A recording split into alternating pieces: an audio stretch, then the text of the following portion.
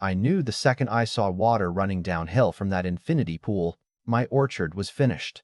Not maybe finished. Not eventually finished, I mean dead. 30 years of organic farming. 30 years of waking up before sunrise.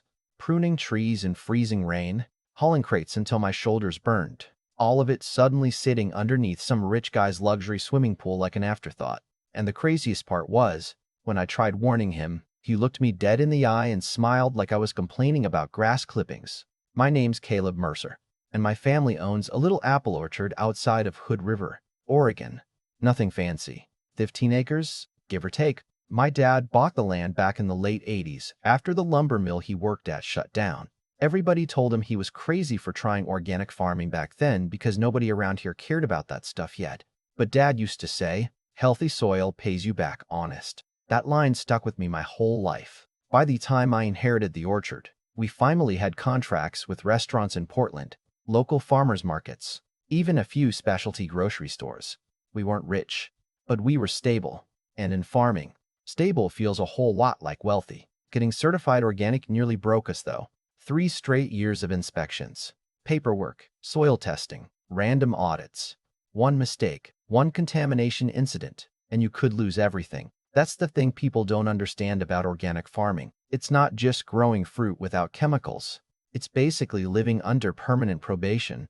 So when the old Bennett property downhill from us sold, I paid attention, because water always moves downhill, and downhill from that property was my south orchard, the oldest section we had. Then one morning, this convoy of black SUVs rolled in like somebody was filming a Netflix show. Contractors everywhere, architects with rolled-up blueprints, drone guys flying overhead. And right in the middle of all of it was this tall guy in mirrored sunglasses and expensive hiking boots that had clearly never touched dirt before.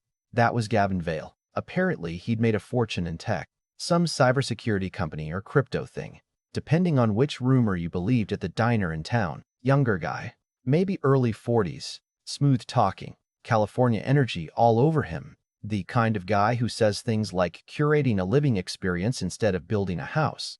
At first, I honestly tried giving him the benefit of the doubt. A week later, he actually came by the farm stand with his girlfriend, Sienna.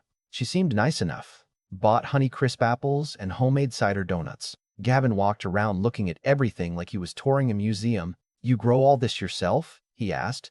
"Mostly me and my nephew," I said. He nodded slowly, chewing a donut. "Man, this view is unreal. That's why we bought the Ridge property." That sentence sat weird with me for some reason. Not because he complimented the view, but because he said bought the Ridge property instead of bought a home, like the land itself was just another investment. A couple months later, construction started. And I mean serious construction. They carved half the hillside open. Concrete trucks rumbling through town every morning at 6, steel beams, glass walls, giant retaining structures. People around here started calling it the spaceship house. Then one afternoon, my nephew Tyler came flying into the barn holding a folded permit notice he'd pulled from the county website. "Uncle Caleb, you need to look at this." I spread the plans out on the hood of the truck, and my stomach dropped almost immediately. Infinity pool, south edge overflow system, gravity-fed drainage channel, direct runoff slope facing my orchard. I remember just staring at the plans while Tyler kept talking in the background, but I barely heard him. All I could picture was chlorinated water sinking into my soil. That night, I barely slept. Around 2 in the morning, I walked the orchard with a flashlight like I always did when stress got bad. My dad used to do that too. Said trees calm your mind because they don't care about money or lawyers or ego. They just keep growing if you take care of them. But standing there under those trees, I had this awful feeling something bad was already coming. So the next morning, I drove down to the construction site. And that was the first time Gavin Vale made it very clear what kind of neighbor he planned on being. The construction site looked more like a private resort than somebody's home. Workers everywhere, excavators grinding into the hillside, giant sheets of imported glass leaning against temporary frames. And right in the center of all the noise was Gavin, standing with his architect beside a scale model of the house like they were unveiling their casino in Vegas. I waited until he noticed me. "Caleb, right?" he said, smiling like we were old friends. "Want the grand tour?" "Actually," I said, holding up the permit drawings, "I wanted to talk about the drainage system."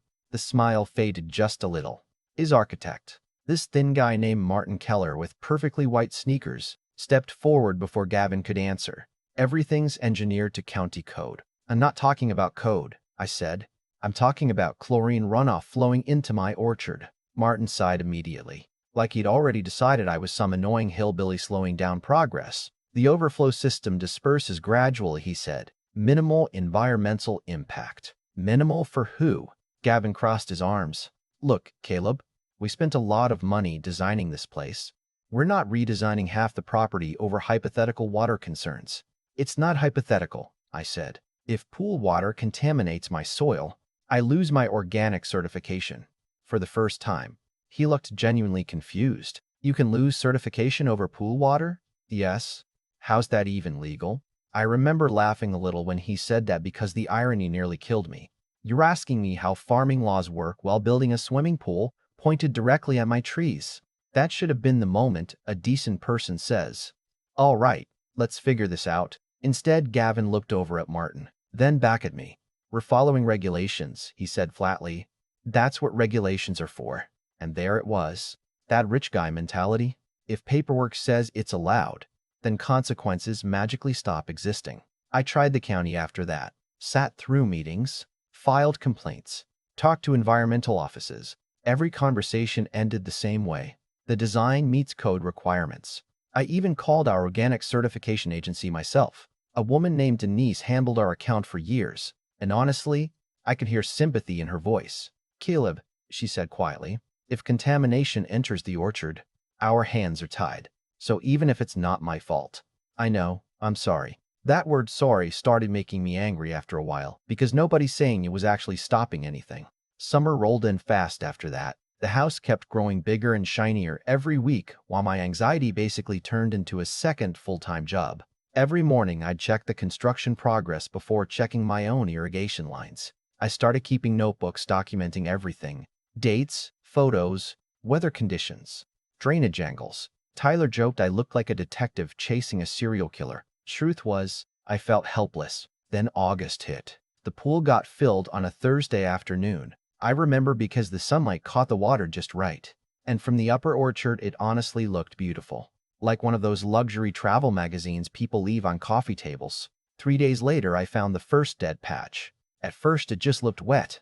Muddy area near the southern tree line where water shouldn't have been collecting. But when I crouched down, I caught this faint chemical smell underneath the dirt. My stomach dropped.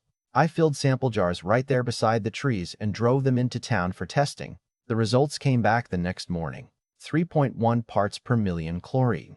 I just sat in my truck staring at the paper for probably 10 straight minutes. You gotta understand, healthy organic soil is alive. It's packed with microbes, fungi, bacteria, all these invisible systems working together. Chlorine doesn't care about any of that. It kills everything.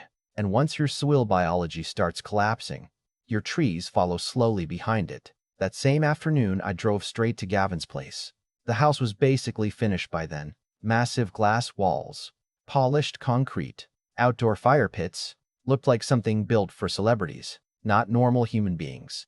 Gavin opened the door wearing workout clothes like I'd interrupted yoga hour. "We have a problem," I said immediately. He leaned against the doorway. "What now?" I handed him the lab report. He barely glanced at it. "That's from my pool. The runoff tested positive beside my orchard." He shrugged. Actually shrugged. "The system's functioning normally." I felt my jaw tighten. "Your normal is killing my farm." "Okay, hold on," he said, suddenly irritated. "You keep acting like I dumped chemicals onto your property intentionally." "I didn't say intentional." "Then what exactly do you want from me?" I remember looking past him through those giant glass walls at this perfect designer kitchen that probably cost more than my entire barn. "I want you to fix the drainage." Martin appeared from somewhere inside the house then, carrying an iPad. "That would require significant excavation," he said. "Retaining modifications too." "How much?" I asked. He exchanged a quick look with Gavin. "Rough estimate? Maybe 80,000. And Gavin laughed. Not nervous laughter. Not awkward laughter. Annoyed laughter. "All this over a few puddles?" I don't know why that sentence hit me so hard, but it did. Maybe because to him it really was just puddles. To me it was my family's entire livelihood. "You know," I said quietly, "my dad planted some of those trees before you graduated college." Gavin rolled his eyes. Look, man, I'm not tearing apart a finished project because your industry has weird certification rules. Industry. That word sat in my chest like a brick. Not family farm. Not orchard. Industry. I took a step closer and lowered my voice. You think this is about paperwork? It's not. Soil remembers everything people dump into it. For a second, he just stared at me.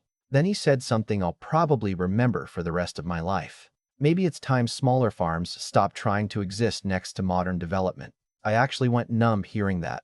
Not angry right away. Just stunned. Because suddenly I understood the real issue. To Gavin, we weren't neighbors. We were obstacles. My orchard was scenery for his luxury home until it became inconvenient. He closed the door while I was still standing there. Just shut it right in my face. That night, Tyler found me sitting alone in the equipment shed drinking cheap whiskey beside a broken tractor tire. You okay? He asked. I remember staring out toward the dark orchard for a long time before answering. You ever get tired of people with money acting like everybody else is temporary? Tyler sat beside me without saying anything. And honestly, that silence probably helped more than advice would have. By September, the damage started spreading. Leaves yellowing early, weak fruit growth, root stress along the southern rows. Denise from the certification agency came out personally to inspect the property, and I could tell before she even spoke that it was bad. She walked the rows slowly, taking notes, kneeling beside the soil samples. Finally, she looked up at me. Caleb, I'm so sorry. There was that word again. Sorry. A week later, our certification got suspended. 32 years. Gone. Restaurants paused contracts almost immediately. One grocery chain dropped us entirely. Customers started asking questions at the farm stand, and I could see the embarrassment in Tyler's face every time we explained what happened. Then somehow Gavin made everything worse, because instead of laying low while lawyers got involved, he announced a luxury architecture showcase at his house. And the second I saw that invitation online, I realized exactly how I was going to hit him back. The invitation showed up all over town about 2 weeks later. An evening of modern mountain architecture, heated wine tasting, local media, private tours of the Vale residence. Gavin even hired one of those Portland lifestyle photographers who makes every house look like it belongs to a billionaire genius with emotional depth. I remember staring at the ad on my phone while sitting inside the farm stand, and for the first time in months, I smiled. Not because I was happy, because suddenly I understood something Gavin didn't. Guys like him survive on perception. They need people admiring them. They need applause, validation, magazine articles, Instagram comments. They build giant glass houses because deep down they want the world looking in. And if the world was finally going to look in, then I was going to make sure they saw everything. Tyler thought I'd lost my mind at first. You're putting up signs? He asked. Oh yeah. How big? Big enough people can read them from the pool deck. For the next few days, we worked like maniacs. I printed lab reports, contamination timelines, drone photos showing runoff patterns after rainfall. We mounted weatherproof signs all along the southern property line facing directly toward Gavin's showcase lawn. Organic or card contaminated by pool runoff. Soil damage under legal review. Documentation active. Tyler installed trail cameras too, partly for evidence, partly because I wanted people seeing cameras everywhere. Psychological pressure matters more than folks realize. The morning of the event, black SUVs started rolling in around noon. Architects, influencers, real estate developers, local journalists, women in designer booths stepping carefully around gravel roads like nature itself was mildly offensive. Meanwhile, me and Tyler worked the orchard in full view of everybody. No yelling, no confrontation. That was the key. Just quiet visibility. I drove the old tractor slowly through the damaged southern rows, while Tyler hauled dead branches into the burn pile. Every now and then I'd glance uphill and see guests reading the signs. You could physically watch the mood changing. At first, people ignored them. Then, they started whispering, then pointing. Around sunset, a woman wearing this giant cream-colored hat actually walked down from the property line toward me, holding a wine glass. "Excuse me," she said carefully. "Are those signs real?" I wiped sweat off my forehead with my glove. "Depends which part." "The contamination part." "Oh," I said. "Yeah, that's real." She looked back toward the infinity pool. "From the pool?" I nodded. Now here's the thing, I never exaggerated. I didn't need to. Reality already sounded insane enough. Within maybe 20 minutes, Small groups started drifting downhill pretending they were exploring the orchard. Really, they wanted gossip. One older architect crouched near the runoff trench while Tyler explained the drainage slope. The guy actually muttered, "Jesus Christ," under his breath. Another couple asked why our certification mattered so much. So I explained the entire process, the inspections, the lost contracts, the suspended status. The wife looked genuinely horrified. So all this happened because nobody redirected pool water? Pretty much. And man, once rich people start feeling tricked at a luxury event, everything turns fast. You could see it happening in real time uphill. The music got quieter. People started leaving early. Nobody wanted to pose beside the infinity pool anymore, because now all they could think about was poison farmland downhill. At one point, Gavin finally stormed across the property line toward me with Martin trailing behind him. "What the hell are you doing?" he snapped. I kept stacking branches calmly.